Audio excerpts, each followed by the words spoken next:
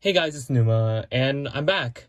There wasn't a real specific reason why I was gone. I was just genuinely, or honestly, just like bored of the game and making videos on it. But well, I'm back now. Um, I would keep my videos a little bit more laid back too, not really script based, because I think that was one of the reasons why I got bored of making videos, because the process being way too long to make one video. But anyways, let's get into the main thing. So a while back, I got this request from this viewer to make a tutorial kind of for new players coming in. And Puzzles and Dragons is a really hard game, to be honest. It's really hard to get into because of a pretty big skill gap between the new and a little bit experienced players. And people quit really quickly because of that. In my opinion, though, it's me saying anything doesn't won't really affect you too much if you don't practice at all. But there are some tips and tricks and a process to go through for you to get used to the game much quicker if you do keep practicing. But anyways, let's get into the first thing. Starting off the game. When you first start off the game, you go through the tutorial and you get magic stones from it. In Japanese, we call it a reset marathon, where you repeatedly delete the game and download it to get, and then spin the gotchas to get good, strong characters for you to start off.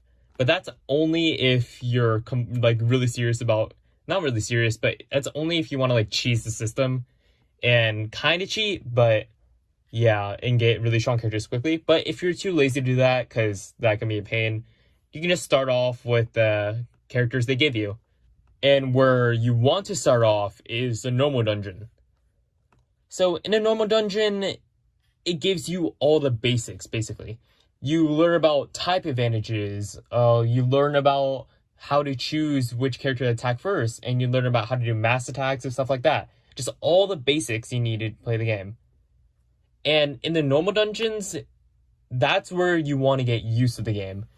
Instead of doing 1 to 2 combos, you want to try to get as many combos as possible from the same board. So you could do something like this, which is what a lot of new players do that I see, which isn't effective at all. Or you can start puzzling like this, which is definitely the better way to puzzle. But what that takes is practice. After you beat these dungeons, you also learn about the concept of coins, experience, and gathering monsters. These are pretty basic fundamentals in any type of video game. After you beat a dungeon, you gain something back. So coins are used for many things, mostly for powering up monsters, but we'll get into that concept later. Experience is for ranking up, and ranking up will increase many things like your stamina bar and your friend box size. The monsters also are pretty important. Well, in early game, they're not too powerful, but later on, when you get into the more descended dungeons, some of those characters can come in pretty handy in many parties. And the most important thing after you clear a group of dungeons is you get a magic stone. With a magic stone, you can do everything, really. You can increase box size, you can restore your stamina, you can continue after you lose a dungeon. And the most important thing, you can get new characters with them. But there's also an efficient way to use these magic stones instead of just spending them willy-nilly. Also, an extra tip from me, what I believe is when Gung Ho gives you an event that gives you a bunch of experience at once, I'd recommend not to do it yet in the early game until you clear all the noble dungeons. Because noble dungeons are kind of made for you to be able to go through the whole thing in really one shot if you don't lose, because you keep ranking up and your stamina keeps going up. So you don't have to worry about waiting for your stamina bar to go up or having to use a magic stone to restore your stamina. So the next thing to understand is the basics of making a strong party. So when you're going up the normal dungeons, you'll slowly see that the monsters are getting stronger and stronger. And eventually, the party that the game gave you at the start won't stand a chance against it. From there, you can use the monsters you either gathered from dungeons or monsters you gathered from egg machines, or what I call gachas, and make a new party with them. When making a party, synergy is extremely important. When the leaders have leader skills that don't match each other, their damage output is severely lowered. When monsters in your subs don't have skills and awakenings that don't support the leader skill, then your damage output and your survivability and everything really is severely lowered. So always remember in your head that the leader skill and your skill should always assist each other. So what is an awakening? An awakening is that on the right side. There are strong awakenings and there's very weak awakenings. And different awakenings have many different uses, such as skill boosts being more useful toward ranking dungeons and farming than it is in normal gameplay, although it is also still very important, especially because the new inclusions of transformation monsters. The two awakening types you want to look for really in a character, if you want damage output, is a 7C 10C, which means after doing 7 combos or 10 combos, it will increase their damage by a specific multiplier, such as 7C giving a multiplier of 2, and a 10C giving a multiplier by 5, and a DVP, which isn't important to you really in normal dungeons, but when you get into something called technical dungeons, become much more important. During early game, you won't really have amazing monsters, so when you get to more the harder parts of the normal dungeon, you will start to learn about having to change parties based on a dungeon. So, for example, there's a pattern in normal dungeons where sometimes all the characters are water types or all the characters are fire types.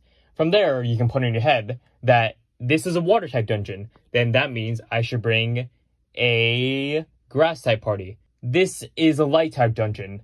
Then I should bring a dark type party. And after ingraining that into your brain, you'll be able to flow through these dungeons much quicker.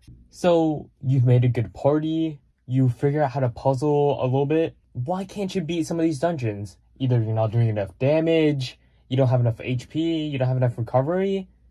Well, that could just be because your characters aren't high enough level. So in Puzzle & Dragons, there's also a tab where you can power up your monsters. So one of the ways you can power up is really basic. You just level them up and make them stronger. You usually want to get them to max level, but you can also usually want to get them to max level by feeding them monsters, but you can also level them up just by playing the game. There are specific characters, or there are specific monsters in the game that are meant to be used to level up monsters, such as the metal dragons, the gold dragons, those type of little monsters, or the snow globe dragons. But leveling up isn't the only thing you can power up in monsters. First, you can power them up by awakening these monsters. I talked about awakenings earlier, but you can't actually use them until you awaken them. And to awaken them, you have to use a specific monster called a Tamadora. You can also level up the skill the monster has. Now, you can't make the skill necessarily better. Like, if it says it will make 5 heal orbs, you can't make it make more, like make 6 heal orbs, 7 heal orbs, but you can make the amount of turns it takes for you to charge the skill shorter, which is extremely important. The difference between 3 turns and 1 turn could be game-changing. You'll need Ps to level up your skill, and Ps are very hard to get in early game, so I wouldn't worry too much about it now. Adding plus points to your monster is also important. It's just a small boost in stats that never hurts to have. In the game, there's also specific dungeons for you to level up your monsters. So instead of having to use the metal dragons or the snow globe dragons, you can go to that dungeon to level up. But that's more late game. There's also a skill level up dungeon. So instead of using Ps to level up your monsters, you can go to these dungeons to level them up a lot slower, but it's a lot cheaper. And finally, we have evolutions. Evolutions are in any game, any RPG game. And for Puzzles and Dragons, what you have to do is get a certain type of monster or certain monsters to feed to your base monster that you want to evolve through the evolution tab. Now, sometimes you'll need to get these base monsters to max level, so make sure you have snow globe dragons and metal dragons too if you want to evolve them. Now let's talk about egg machines. Egg machines are extremely important if you want to go to the harder dungeons in the game. In egg machines, there's 3 types of eggs. Silver, which is the 4 stars, gold, which is the 5 stars, and diamond, which are the 6 stars and up. You usually want to have mostly diamond eggs, because those are usually the stronger characters, but in some cases gold eggs can be pretty strong too. Same goes for silver eggs. Whenever you spin an egg machine and get a character, make sure you check the evolution tab so you can actually make sure how powerful they actually are, because you can't really gauge how strong they are from their weakest form. Never judge a book by its cover. To spin these egg machines, what you need are magic stones. And for majority of the game, we don't have enough magic stones at all to constantly spin these egg machines. But there are ways to use these magic stones a lot smarter. So, for example, if you want to store up magic stones, don't throw them all into continuing your battles, because it's just a waste. You can either just go to that dungeon again and play better, or you may just realize that there's no way you're actually going to beat this dungeon with the party you have and save up to get better characters. And also, make sure you pick and choose which egg machines you spin. What I think is you should never, ever spin the rare egg machine that is given to you. Always wait for an event, because the events are so much better. For the new people, I'd recommend spinning the Super Godfest if you can, especially with the 100 stones they give you at the beginning of the game. For the experienced people that don't know which scotches to spin, well, that depends on really the event. So when I do make a video about it, I'll tell you if these egg machines are worth spinning or not, or if you should save them for a later event.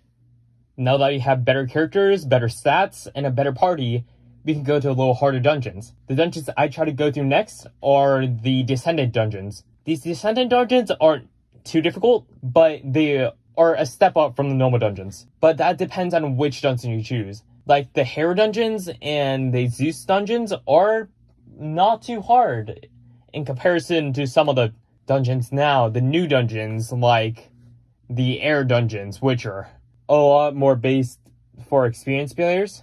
But after beating these easier Descendant dungeons, you can also gain characters from that dungeon, which are a lot stronger than the characters you get from normal dungeons, and they can boost the stats of your parties. Through the Descendant dungeons, you can also get used to the enemies starting to use skills. That's right, the enemies begin to use skills. You weren't the only one that can do that.